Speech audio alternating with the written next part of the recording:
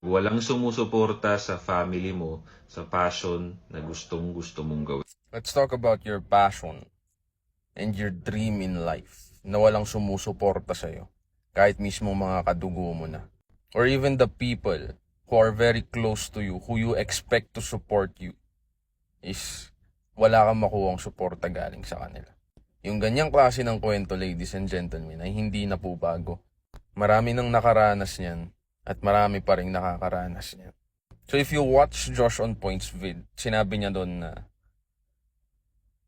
in most case scenario, bago ka suportahan ng mga taong yan, ay kailangan may maipakita ka munang resulta. Galing dun sa ginagawa mo. And that's 100% true. Tandaan nyo na kung meron kayong pangarap, ladies and gentlemen, para sa sarili ninyo, ang pinakamahirap gawin ay magsimula. At ang pinakamahirap na stage ay ang umpisa. Bakit ganun, Mus? Umpisa pinakamahirap? Because once you know what would it take para makarating ka sa destination na gusto mo, karamihan ng tao na overwhelm sila. Kailangan ng ganito, kailangan ng ganyan, ang daming kailangan. And then mentally, you know to yourself that motivation is just short term and discipline is a must. And dun pa lang mentally challenging na yun. That's why dreams and passion die most of the time. Because of the overwhelming reality na humaharang o nagiging balakid sa gusto mong puntahan.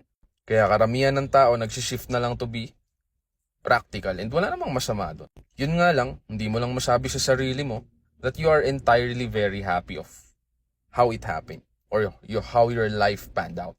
Maraming mga taong naging successful sa ibang field pero may mga regrets sila dahil hindi na nila tinuloy o hindi nila sinubukan. Hi, so if you don't know me, my name is Moz. It's M-O-O-Z. And you know what? I'm just gonna tell you my story. Obviously, I am a content creator. But at the same time, I'm a music artist too. Nag-umpisa yun when I was in grade 5. Grade 5 pa lang ako, ladies and gentlemen. Nagsusulat na ako ng kanta.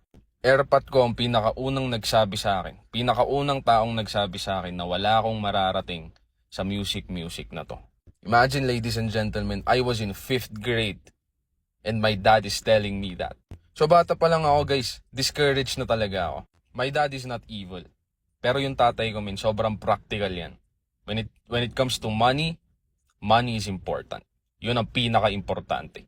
Pera. And at some point, hindi naman siya mali.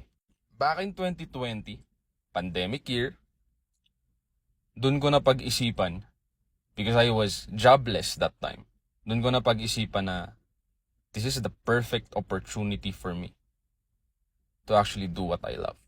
It's making music. Deep down, alam ko sa sarili ko kasi may palag ako.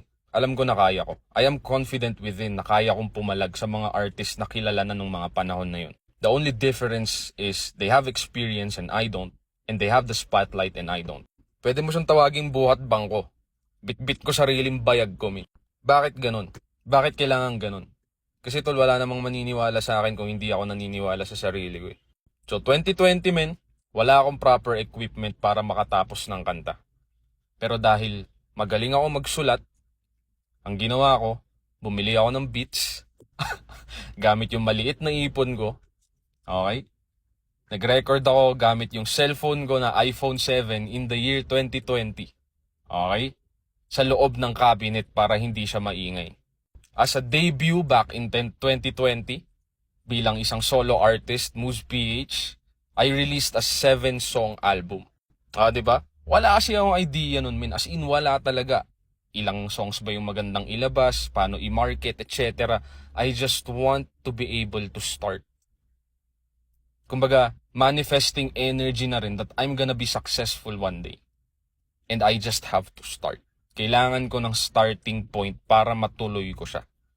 And knowing it back then, alam ko na sa sarili ko at the back of my head, I know I'll never be supported by the people who I expect to support me. Gets ko na yun. Bakit? Kasi nga grade 5 pa lang ako, nasabihan na ako ng tatay ko eh. Aasa pa ba ako sa mga taong hindi ko kadugo? Pinagsisigawan ko na nun, min. Kahit na meron akong hiya na nararamdaman nun na yung mga batchmate ko nung high school, batchmate ko ng college, talagang nasa office setup na sila, no? Or nag-VA na sila, talagang kumikita na sila ng malalaki. Samantalang ako, ang ginagawa ko pa lang back then, pinagsisigawan ko pa lang na, this is who I wanna be. I Moves PH. Pero ginawa ko pa rin yun, man. Pinagsigawan ko ng pinagsigawan sa mundo ng paulit-ulit. I post my songs kahit walang likes, walang shares. I post them, nanood ako sa YouTube kung paano mas maging effective ang marketing, etc. Lahat, min. Lahat. Maliban sa kanta na pinagpuyatan mo, maliban sa lyric video na pinagpuyatan mo, pinagpupuyatan ko rin, bro, kung paano mas maging effective ang market ng music ko. Imagine all that information and all that stress for nothing. Nothing, bro. Hindi siya immediate na every 15th and 30th may pera ako. Walang ganun. Sariling kayod lahat yun, men, dahil kailangan maniwala ako sa sarili ko na may patutunguhan to bago maniwala ang ibang tao sa akin. So from then moving forward, men, nagtuloy-tuloy akong gumawa ng kanta. I bought equipments over and over again dahil hindi nga ako marunong pumili ng equipment. So marami din ako nasayang na pera sa mga low quality na gamit. Pero nun pa lang, men, alam kong walang makakapigil sa gusto kong gawin para sa sarili ko. I am that passionate about music. I'm that passionate about being able to perform in a big stage one day. Kasi I know this is my purpose. To be the best music artist I can be and to inspire the younger generation. Na ang buhay natin ay hindi lang dapat umikot sa pagiging practical.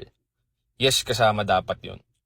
Pero hindi dapat mamatay ang pangarap dahil dun. Sobrang challenging, man. Yun ang realidad. When you pursue your passion and your dream, it's really challenging sa lahat ng aspeto ng buhay. Kaya na lang ako nagkakaroon ng suporta ngayon, ladies and gentlemen, is because I have results already. Marami na akong kantang nailabas. At yung mga kanta na yun ay hindi putyo-putyong klase ng kanta. Kaya ngayon kahit papano, nakakatanggap tayo ng suporta. And guess what? The support that I'm getting is from people I don't even know. Don't get me wrong. Meron akong mga kakilala, close friends, best friend, and of course a girlfriend, Kay, and my mom, who supports me so much. Pero sila, bilang sa daliri. Karamihan sa kanila, hindi ako kilala personally. So, ang pinaka maibibigay kong pang-push sa inyo na meron kayong gustong tahakin para sa sarili ninyo, you have to start somewhere. Sobrang importante yun. Because a lot of people, they have dreams. Maraming tao ang may pangarap. Problem is, natakot sila kaya hindi na nila inumpisahan. Ito kasi yung difference. Pag may inumpisahan ka, manghihinayang ka na hindi ituloy yun. Ikaw ang pinakaunang maniniwala sa sarili mo bago maniwala ang ibang tao sa'yo. It doesn't matter what the order is. Mauna yung hindi mo kilala, mauna yung mga kakilala mo, it doesn't matter. Ang pinaka-importante, ikaw ang maniwala sa sarili mo na mangyayari siya. Be disciplined. Kung meron kang gustong gawin para sa sarili mo, and it's not something that has a pathway to it, katulad ng pagiging doktor, katulad ng engineer or lawyer, kasi may pathway yun sa school, di ba? Pero if yours is, sabihin na natin parang quote and unquote, unorthodox, no? Then you have to have self-discipline. That's your only chance to be great. Discipline comes with what? Work ethic. At yung pagitan mo sa pangarap mo ay yung kung paano ka magtrabaho. In short, tinuro ni Kobe, Mamba mentality. Your talent is only gonna take you so far. But with discipline and your work ethic, you're gonna be great. You have a chance to be great. So, if you want to watch someone still in the process of being great, watch me. I ain't a finished product yet. If you want to be inspired, check my Spotify out and all streaming platforms. Other than that, nice.